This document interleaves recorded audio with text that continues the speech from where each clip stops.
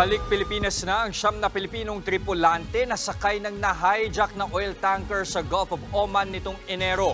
Minamadali na rin ng gobyerno ang pagpapauwi sa 8 pang Pinoy na naiwan sa loob ng barko. Live mula sa NAIA sa Pasay, nasa frontline ng balitang yan si Rainiel Pawid. Rainiel, kumusta ang kalusugan ng mga umuwing seafarers?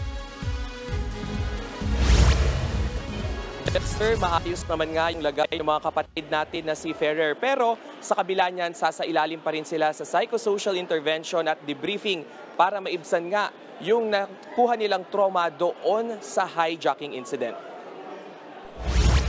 Matapos nga ang 2 buwan ay balik Pinas na ang siyam na tripulanteng Pinoy pasado alas 4 ngayong hapon. Kabilang sila sa 18 Pinoy seafarers na lula ng na-hijack na St. Nicholas oil tanker sa Gulf of Oman. Una nang nakauwi sa bansa ang isa nilang kasamahan nitong katapusan ng Enero.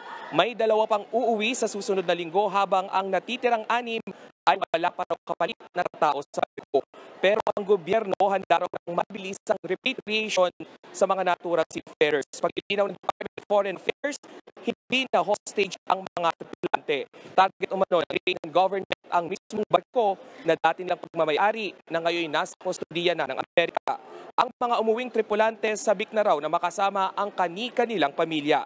Narito ang pahayag ng DFA at ng OWA.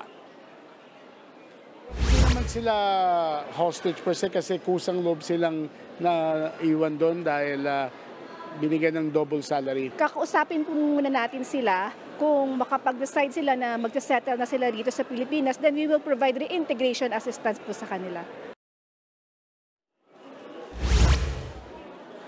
Jester, sabi nga ng DFA, pinakamatagal na ang buwan ng Abril para mapabalik yung natitirang mga tripulanting Pinoy doon sa Oman. Sa ngayon, Jester, ay sinigurado naman ng gobyerno na nakakausap ng kani-kanilang pamilya yung mga tripulanteng naiwan pa nga doon sa Oman. Jester.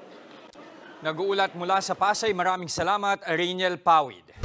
Mga kapatid, Jess De Los Santos po. Iba na ang may alam at may pakialam sa panahon ngayon. Para sa tuloy-tuloy na balitaan sa Frontline kahit weekend, mag-follow at